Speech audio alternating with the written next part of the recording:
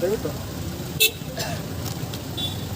ಕಳೆದ 3 ತಿಂಗಳ ಹಿಂದೆ ಜಿಲ್ಲೆಯಲ್ಲಿ ನಡೀತಿರೋ ಅಕ್ರಮದಲ್ಲಿ ಮಾರಾಟ ಸಾಗಾಟ ಬಗ್ಗೆ ಅಧಿಕಾರಿಗಳು ಇದುವರೆಗೆ ಯಾವುದೇ ರೀತಿ ಕ್ರಮ ತಗೊಂಡು ಇವತ್ತು ಜಿಲ್ಲೆಯಲ್ಲಿ ರೈತರಿಗೆ ರಸಗೊಬ್ಬರ ಸಿಗ್ತಾ ಇಲ್ಲ, ಬಿತ್ತನೆ ಬೀಜ ಸಿಗ್ತಾ ಇಲ್ಲ.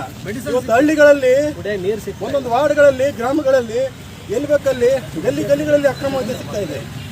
ಇವತ್ತು ಯುವಕರ ಜೀವನ ಏನಾಗಿದೆ, ರೈತರ ಜೀವನ ಏನಾಗ್ತಾ ಇದೆ.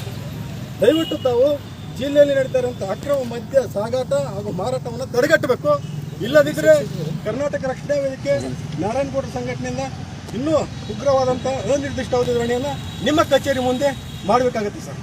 ದಯವಿಟ್ಟು ನಮ್ಮ ಮನವಿಯನ್ನು ಸ್ವೀಕಾರ ಮಾಡಿ ಆ ಒಂದು ಅಕ್ರಮ ಮದ್ಯದಂಧೆಕೋರರಿಗೆ ಪಾಠ ಕಲಿಸ್ಬೇಕು ಸರ್. ಮೊನ್ನೆ ಒಂದು ಯಾರೋ ಬಂದಿದ್ರು ನನ್ನ ಹತ್ರ 2 ಡೇಸ್ ಬ್ಯಾಕ್ ಸೇಮ್ ಇಶ್ಯೂಸ್ ಬಗ್ಗೆ ನಾನು ಆಲ್ರೆಡಿ ಓರಲಾಗಿ ಹೇಳಿದ್ದೇನೆ. ಅವರು ನಮ್ರದ್ದು ಹಚ್ಚಿ ನಾನು ಲೆಕ್ಕ ಕಳಿಸ್ಕೊಡ್ತೇನೆ ಸರ್. ಲೀಗಲ್ ಸರ್ ಮಾಲೀಕರನ್ನ ಕರೆದು ಕಟ್ಟುನಿಟ್ಟು